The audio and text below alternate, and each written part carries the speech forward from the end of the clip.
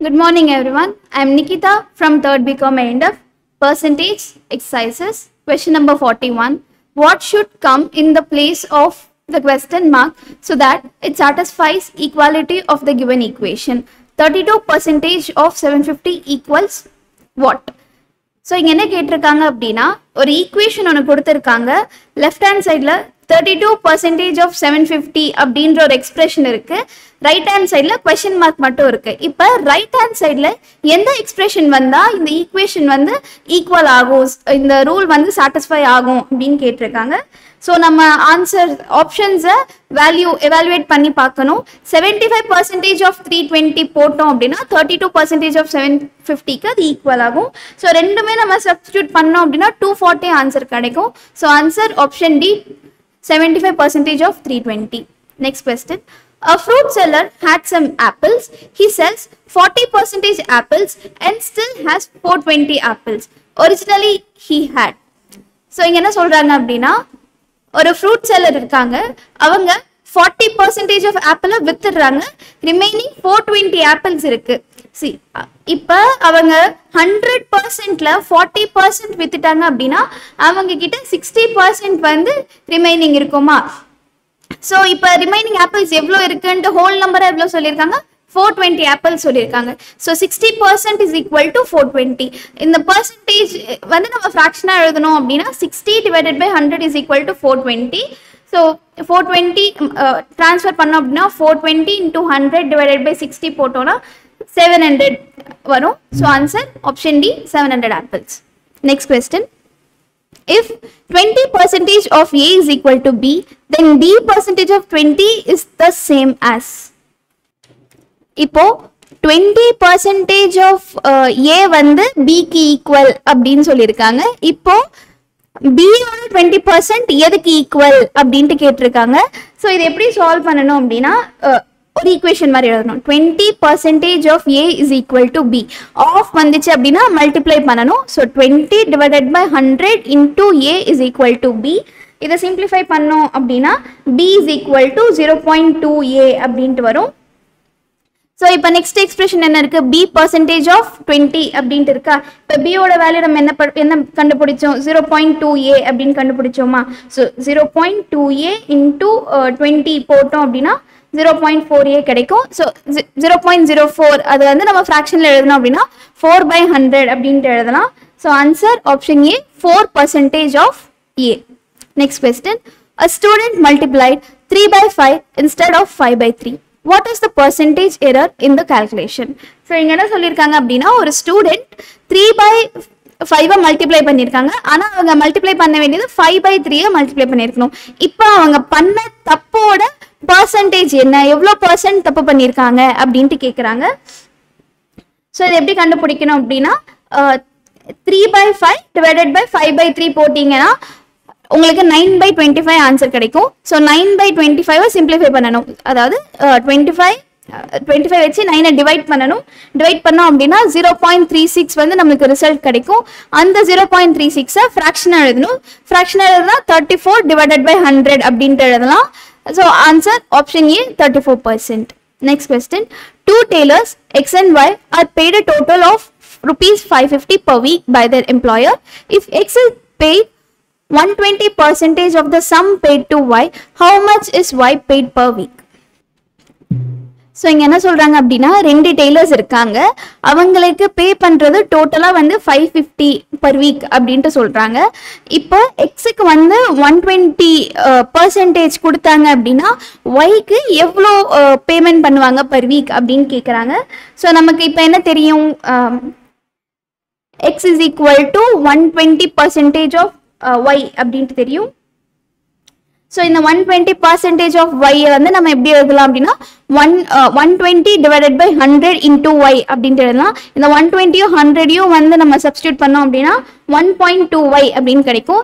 இப்போ எக்ஸும் ஒய்யும் சேர்த்து எவ்வளோ பேமெண்ட் ஆகுது 550 ஆகுதா so X plus Y is equal to 550 இப்போ எக்ஸோட வேல்யூ நம்ம என்ன கண்டுபிடிச்சோம் 1.2y அப்படின்னு கண்டுபிடிச்சோம் so 1.2y plus Y Y முன்னாடி ஒன்றுமே இல்லை அப்படின்னா 1ன்னு எடுத்துக்கணும் ஸோ 1.2 பிளஸ் 1 வந்து 2.2 வரும் 2.2y is equal to 550 so next left hand side இருக்கிறது right hand side எடுத்து டிவைட் பண்ணீங்க அப்படின்னா 550 divided by 2.2 கிடைக்கும் so answer 250 so option B answer 250 next question the population of a town increased from 1,75,000 to 2,62,500 in a decade the average percent increase of population per year is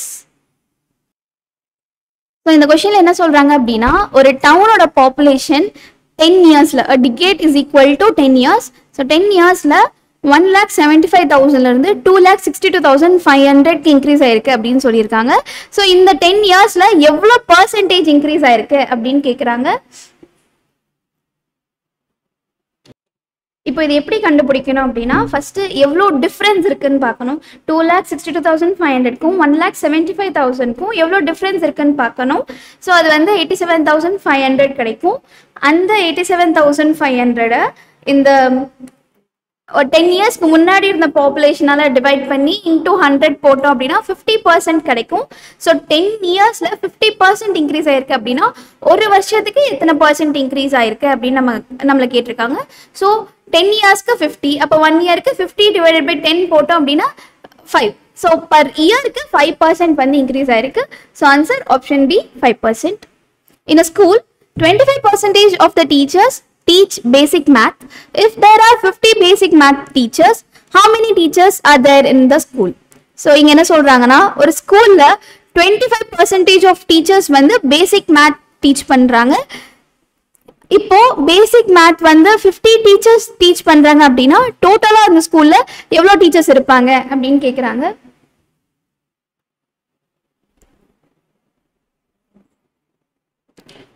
So இப்போ இங்க ஒரு equation மாதிரி எழுதலாம் இப்போ 25% teachers வந்து பேசிக் maths சொல்லி கொடுக்குறாங்க 50 teachers வந்து பேசிக் மேத்ஸ் சொல்லி கொடுக்குறாங்கன்னு சொல்றாங்க ஸோ இந்த 25% எவ்வளோன்ட்டு அவங்க கொடுத்துட்டாங்க so 25% is equal to 50 percentage வந்து நம்ம ஃப்ராக்ஷனாக எழுதணும் அப்படின்னா 25 divided by 100 is equal to 50 இப்போ எல்ஹெச்எஸ்ல இருக்கிற 100 ஆர்ஹெச்எஸ்க்கு மாற்றி 50 இன்டூ 100 பண்ணோம் அப்படின்னா 5000 டிவைடட் பை 25 போட்டோம் அப்படின்னா நம்மளுக்கு வந்து 200 கிடைக்கும் ஸோ ஆன்சர் ஆப்ஷன் சி 200 டோட்டலாக அந்த ஸ்கூலில் 200 டீச்சர்ஸ் இருக்காங்க.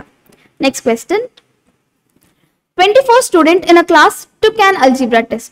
If 18 students pass the test, what percent do not pass?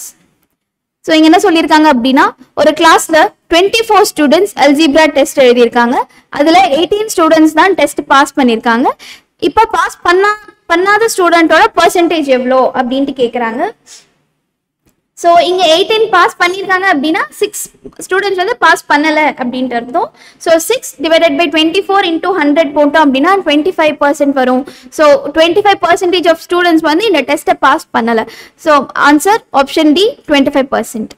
Next question. A shopkeeper bought 600 oranges and 400 bananas. He found 15% of oranges and 8% of bananas were rotten. Find the percentage of fruits in good condition. So இங்க என்ன சொல்றாங்க அப்படின்னா ஒரு shop keeper 600 oranges அப்புறம் 400 bananas வாங்கியிருக்காங்க அவர் அந்த 600 ஆரஞ்சஸ்ல 15% of oranges வந்து அழுகி போயிருக்கு அப்படின்றத கண்டுபிடிக்கிறாரு அப்புறம் பனானாஸ்ல 8% அழுகி போயிருக்கு அப்படின்னு கண்டுபிடிக்கிறாரு இப்போ எத்தனை பர்சன்டேஜ் ஆஃப் ஃப்ரூட்ஸ் வந்து குட் கண்டிஷன்ல இருக்கு அப்படின்ட்டு கேக்குறாங்க ஸோ டோட்டல் ஃப்ரூட்ஸ் எவ்வளோ 600 + 400 பண்ணோம் அப்படின்னா 1000 டோட்டல் ஃப்ரூட்ஸ் வந்து 1000 இல்லை ராட்டன் வந்து 600ல 15% அதுக்கப்புறம் 400ல 8%. ஸோ 600ல 15% அப்படின்னா 90 400ல 8% அப்படின்னா 32 90 + 32 122 இப்போ 1000ல 122 மைனஸ் பண்ணோம் அப்படின்னா 878 ஃப்ரூட்ஸ் வந்து குட் ஃப்ரூட்ஸ் ஸோ இப்போ அந்த 878 பர்சன்டேஜாக கன்வெர்ட் பண்ணணும் ஸோ 870 டிவைடட் பை 1000 இன்டூ 100 போட்டோம் அப்படின்னா 87.8% ஃப்ரூட்ஸ் வந்து good fruits so answer option B 87.8%. Next question. Aaron had $2,100 left after spending 30% of money he took for shopping. How much money did he take along with him? So இங்க என்ன சொல்லியிருக்காங்க அப்படின்னா ஆரன் கிட்ட 30% of money spend பண்ணதுக்கு அப்புறம் $2,100 வந்து remaining இருக்கு அப்படின்னு சொல்லியிருக்காங்க. ஸோ டோட்டலா ஆரன் வந்து எவ்வளவு காசு எடுத்துட்டு போயிருப்பான் ஷாப்பிங்க்கு அப்படின்ட்டு கேட்குறாங்க. ஸோ இங்க வந்து 30% அவங்க ஸ்பெண்ட் பண்ணிட்டாங்க அப்படின்னா அதுக்கு அர்த்தம் 70% வந்து இன்னும் இருக்குன்னு தானே. ஸோ 70% இப்போ நமக்கு தெரியும் ஆரன் கிட்ட $2,100 இருக்கு அப்படின்ட்டு. இப்போ எவ்வளோ பர்சன்டேஜ் ஆஃப் அமௌண்ட் ரிமைனிங் இருக்குன்ட்டும் தெரியும். So 70% is equal to 2,100. So 70% வந்து நம்ம ஃப்ராக்ஷனை 70 divided by 100 கூட எழுதலாம். So 70 divided by 100 is equal to 2,100. So இதை சிம்பிளிஃபை பண்ணோம் அப்படின்னா $3,000 நமக்கு கிடைக்கும். So answer option B $3,000. Thank you.